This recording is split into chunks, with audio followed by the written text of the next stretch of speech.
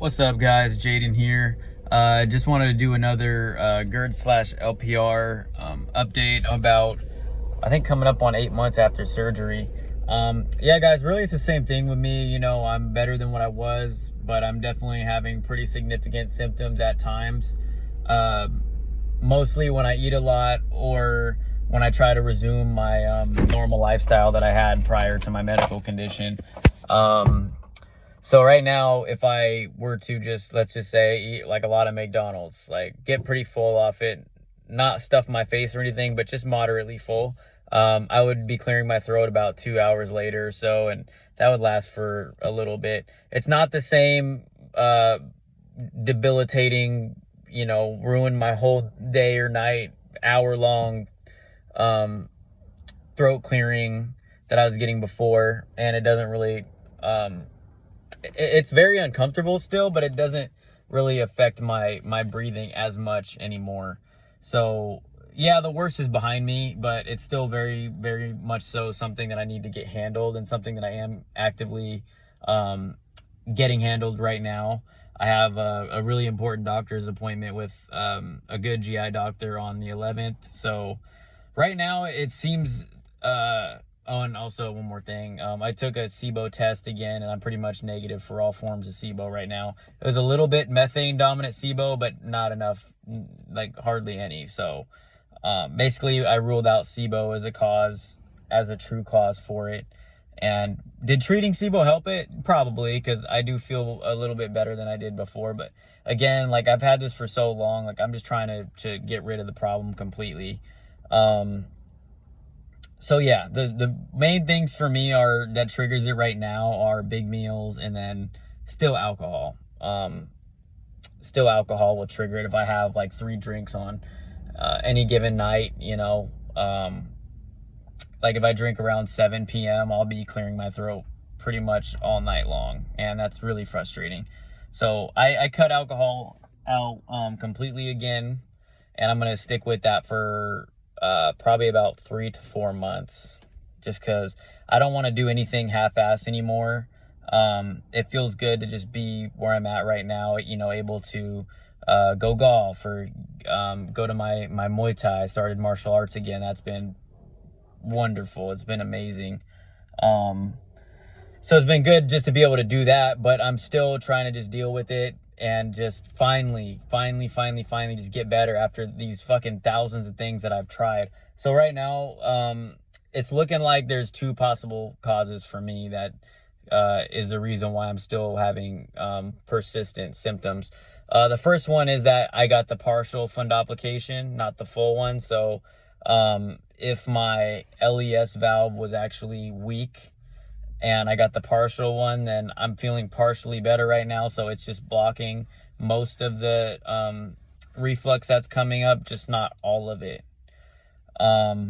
Which it would kind of make sense if that's what's going on. But what doesn't make sense to me is, if that's the case, why am I able to be off the medication that I've been on for 7 years and not feel a burn? Because before I was off my medication, I felt like a dragon breathing fire. Like, I had flames all in here from the acid, and it even got in my nose. It was everywhere. I could feel it coming out of my ears. Like, it was just everywhere. I just felt the burn all the way up, and that was only after being off of it for like 3 or 4 days. I got to like day 5, and I had to tap out, man. Like, I couldn't do it before. But after the surgery, I never had that same burn. I did maybe a little bit, like a tad bit, but it wasn't the same at all. And now, I've been off it for months, for like 5 months now. I've been off the medication and I don't have any burn. So it's like, why am I still getting throat clearing? And then to answer that question, also bring up the second reason why this could be persisting is actually because it was never anything to do with my LES at all. It was actually because of my poor gut motility and digestion, which I still believe is most likely what's going on, especially due to the fact that I just mentioned I'm not feeling any liquid reflux coming up at all anymore. So I think the surgery, the hiatal hernia repair, and the partial fundoplication is doing its job. it's doing its job. I really do. I got it rechecked. I did the x-ray. Everything looks beautiful. I think it's doing its job, but I believe I have had bad gut health pretty much my entire life. As far as I go back, my mom told me I would always get constipated as a kid. I had to go to the ER a few times when I was a kid because of it. My stomach was really distended, and that kind of followed through my childhood and I guess my adulthood. I started bulking up for the first time, seriously, when I was like 19 years old. And I remember I would get so bloated. Like, it seemed like I would eat all this food and I'm not going to the bathroom. So, and then on my gastroparesis stomach emptying test, I didn't pop for gastroparesis, but you eat food and the radioactive food, and then you come back every hour. And then you do that 3 times. Both hour 1 and hour 2 for me, there was still a shit ton of food left over. And I was literally on the upper threshold of getting that diagnosis.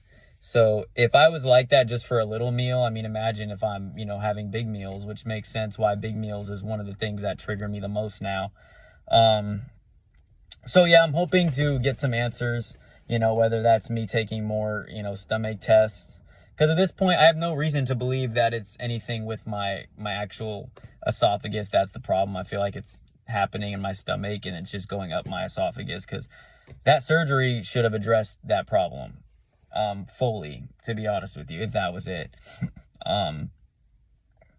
So, and it also wouldn't explain why there was certain times when I didn't have much symptoms, namely, let's see, what was it? Early 2023, I didn't have a lot of symptoms. That was a time when I can kind of have what I want. And yeah, I didn't have a bunch of symptoms, but yeah, so if it is my gut motility, I'm going to tell the doctor everything I know. And if he thinks it's gut motility, he should put me on a prokinetic. And in fact, I want to try a prokinetic regardless of if he thinks it is or not, just because I want to rule it out if it is or isn't. And like I said, fiber still helps me a great deal. It doesn't cure me or anything, but I definitely notice less symptoms in my throat and clearing, and just the discomfort when I'm having regular bowel movements and I'm, processing everything. And yeah, that's pretty much it. So I'll go to the doctor, and then if, I'm hoping he'll give me a prokinetic, and then we'll wait and see how that goes. Because that's something I still haven't, tried yet. And I don't think there's any arguing that, for me personally, the gut motility has not really been addressed, because you can only do that so much without a prokinetic. Fiber will, Metamucil can help with gut motility a little bit, but it's not the same as, taking an actual drug for that, for a person that's had that for a long time. And with multiple x-rays that I've gotten, the stomach always has a lot of air in it. The stomach's always very distended. And then you combine that with, like I said, my childhood, and, my whole childhood, I had stomach issues. And then when I was 21 and I first started this reflux journey, for the lack of better terms, it all started when I was 163 pounds and I just had excruciating stomach pain and nausea and early satiety. I got full really fast.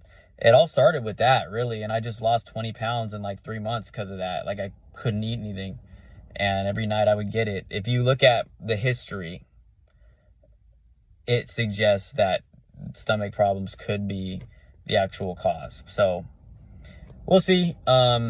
Aside from my symptoms and aside from the health, me personally, I've been actually doing pretty good. Still financially, I'm not really good right now, although I am living back with my mom, so that helps me a lot to have, a loving mother that would, take me in, even though I'm, just when I'm down on my luck, having a loving mother that takes me in.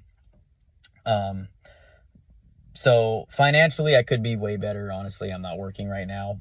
I'm waiting to see what this doctor says. And honestly, I kind of want to just have a clear answer and a clear path to getting better before I start stressing myself out over work, before I have to say, okay, I need to be here for 8 hours. I need to be there for 10 hours. Like, right now, it's just easier on me mentally to just live with my mom, be broke for a little bit and then figure things out. And Yeah, is it a little hard to justify that at times to other people?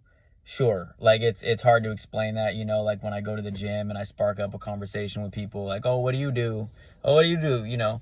This time, not this time last year, but a little over a year ago, like I was a police officer. I was making six figures. But the best thing that this all taught me was shit just happens. I think I mentioned that in one of my other videos. Um Shit really just happens. And if I'm being brutally honest with myself, take away the money for a second, take away my status, what I had as a, police officer, as far as how I felt about myself.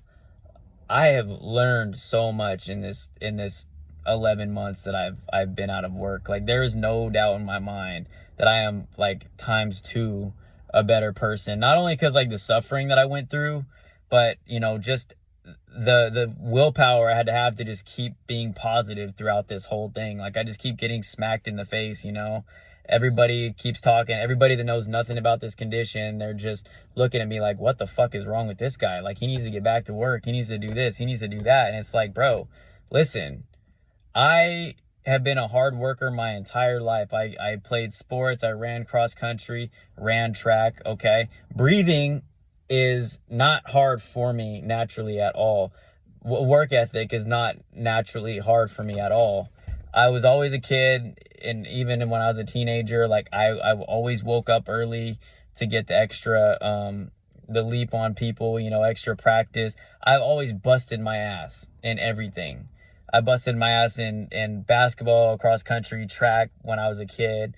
I busted my ass as an adult and getting good at jujitsu. I'm 135 pounds right now, but I can tap out almost any random person on the street regardless of their weight. I didn't do that just because it got gifted to me. Like I learned the art. I stuck with the hours. Even being a police officer in itself was extremely challenging for me. I grew up with a single mom. My dad's a felon. I made some mistakes in my life, dude. When you try to get into law enforcement, they tend to want a certain type of personality. The less jobs you have, the better. The more college you have, the better. Things as stupid as you worked at McDonald's and didn't put in a 2 weeks notice can ultimately cost you getting hired or not. And me, like, dude, I didn't even know what a 2 weeks notice was until like my fifth job. I really didn't. I had to learn a lot of things by myself, being raised by a single mother and, how to be a man. So yeah, I did a lot of good and I worked my ass off, but I made a lot of mistakes. So it took me a really long time and effort to get hired as a police officer. And, just learning everything that went on with that. So I was the last person that wanted to lose my job, man. I really was. I did love my job, but at the end of the day, like not only did I learn a great deal throughout this whole situation, but I think I just have a different and better outlook on life. Like I'm not so short-sighted. I'm not seeing things. Not that I was ever like a shallow person, but I think the way I thought about myself was a little bit shallow. I thought, oh, I'm a police officer, and that instantly gave me worth because of my profession, because of what I do for financial reasons. That somehow is me giving myself validation. But in reality, there's all these things that are more important that I kind of put on the back burner, like my hobbies and my passions, and a deeper sense of why I should have self-confidence in myself and why I should be happy. And all that has nothing to do with my status as a police officer. And I'm starting to learn that now. Like I really have learned that lesson hard. Like without health, forget about everything else, you know? And I think I mentioned it in one of my other videos. Now that I'm decent, I'm trying to get rehired with a lot of police agencies, because I could definitely work right now. I would just do things as to not even leave a possibility of me having symptoms. Like I just wouldn't eat a lot. I know I would not have symptoms if I didn't even push, but I don't want to have to do that. I just want to go back to normal and, not worry about having coffee and a bagel and then feeling like I'm having breathing issues. Like fuck all that. But I've gotten rejected by most, or actually all agencies I've applied for. And maybe I'll make another video on that, like the whole dichotomy of why I've been getting rejected and stuff like that. And, it's okay, but, like I said, right now I'm just focused on my doctor's visit coming up, and then getting this finally addressed. And then I'll end on a really positive note. And I kind of dipped into it a second ago, and then I lost my train of thought. But I talked about how I kind of had my worth coming from my profession and what I do and what I produce. But I really realized throughout this whole, medical issue, I realized who really has my back. And a big reason why I wanted to be a police officer was because like I said, I had a single mom as a mother. She has a lot of mental health issues, so I had to take care of her most of the time, not financially, but because she's medically retired, but everything else, like physically, emotionally. I was the man in my house at a young age. And I have a very small family, and I didn't have a sense of bondage, really. My mom was so focused on her suffering, and rightfully so. I don't take that anything away from her, but long story short, I just did not have a sense of family, and I really wanted to help people, and that's really what got me into law enforcement in the first place. I'm not bullshitting when I'd say I do the job for minus or divided by 2 what I was making. So I was making roughly like 6 figures before taxes. With the overtime, I'd do the job for 50,000. There's not even a question. I love the job. But even so, that's not where my worth comes from. And I had a lot of people talking bad about me at my old police department. A lot of people did me wrong. I'll just say what police department it is. Actually, no, I won't. I lied. I don't know if that's going to get me in any liability or slander or whatever. So I'm not even going to go there. But yeah, like there are a lot of my old coworkers that, talk shit about me, and a lot of people that don't get, what I was going through. And the only people that really understand is my mom and my fiance, because they were really the only ones that were seeing me almost every day. And my mom is just recently, because I've been here, so my mom didn't see me at my worst, but my fiance did. She saw every bit of it. Every trip to the ER, every hour I was awake. Some nights I didn't even sleep. Every bit of suffering, she endured with me right there, because she was the one taking care of me. All the times when I really felt like I couldn't breathe, and I just had to pace back and forth and just wait my symptoms out as I sipped on my ginger tea for hours. But I think all that taught me is that my worth doesn't come from any profession or anything any man can give me. It comes from who I am. Like I said, I'm focusing on my passions now. I'm back into Muay Thai, because a goal of mine for a long time, like I started Muay Thai in like late 2019 after getting kicked out of my first police academy. That's a different story. But I started that, and ever since I started, I just really, really wanted to get good at, like, really good. Like, I'm good now, don't get me wrong, but like I want to get fucking amazing at stand-up and ground fighting.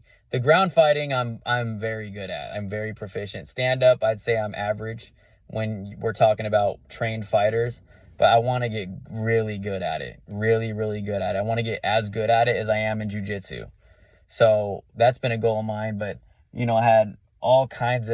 I had these same symptoms in late 2019, early 2020, except I didn't know what was causing it. So it was actually, when it got bad, it was actually worse than currently, because I would, go drink alcohol, and, it was Christmas and shit like that, and I would just eat all these trigger foods and not even know it. And then I would be like, why is my voice gone? Really hard time breathing for the next 4 days. Like, what the fuck is going on here? And that kept happening to me. Like, I didn't know what it was. So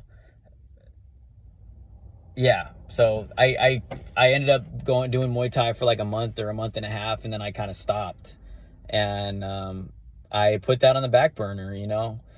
I'm not going to say if I didn't, honestly, I believe if I didn't have my health issues, I would have been consistent with it. But it was one of those things where it was already hard for me to balance life and work in the academy and everything. And adding that on my plate when I'm not feeling good most of the time is just difficult. But now that I at least know how to better manage my symptoms and I had my surgery, it's been really nice to go back there. And, you know, I told myself that's one thing that I'm going to keep doing as long as I'm able, as long as I'm not causing myself great suffering like how I was when I was going to work with my symptoms. So that's been amazing. You know, if there's been a bunch of other things in my life that have improved despite my financial situation and not being a cop anymore. But if I had to go through all that just to have this experience and this feeling that I have by being back in a Muay Thai gym again and sparring and, you know, the family bondage at my gym and the training, if that's what I had to go through to get to this and one day get to my goal of being really good at fighting and meeting all the friends that I did along the way and stuff, I'll take it, honestly. And that sounds stupid as fuck. It's like, you were making 6 figures, you had it made, you had your career made. But at the end of the day, bro, like, that's what your 20s are for. Like, shit just happens. And that's another thing this taught me, like, shit just happens. So, I'm excited to see where I'm going to be at in 6 months, honestly, because I know I'm sticking to this. Like, there's no doubt about it. I know there's a strong possibility, hopefully, that this really good doctor can help me finally figure out the root cause of my issues, because the surgery clearly didn't fix it, although it did make it better. And once these medical issues are, when the day finally comes that I find the cure and I'm able to get on here and say what worked for me, that is the day. Like, I'm going to break down in fucking tears. It's not going to be immediate. It's not going to be like I'm going to take a medication and then, no symptoms, so I know it didn't work. Like, no, what's going to happen is I'm going to get on whatever, either a medication or whatever thing that fixes my problem, and then I'm going to wait. Why am I going to wait? Because if I don't have symptoms for like 2 weeks to a month, then I know it's real. There's days when I just, for whatever reason, like, I don't eat that much or whatever the case, man. Like, I just don't have much symptoms. Those days happen. But then there's also days now where they come back and smack me right in the face. Like, I first started the Metamucil that one time and it helped. Don't get me wrong, it helped. But then, like, after a while, like, here come the symptoms back again. Not as bad. I'm still saying the Metamucil helped, but it didn't fix the problem how I thought it would. So, yeah, guys, I'm just focused on my grind, doing my thing. It's all about doing what's best for you, and it's all about never giving up. I say that in every one of my videos, and I'm a firm believer in that. So I'll see you guys next time. I'm going to make a video probably coming right up after my doctor's appointment, which is in like 4 days. So there'll be another one pretty soon. Hope everybody's taking care of themselves. Stay strong. Later.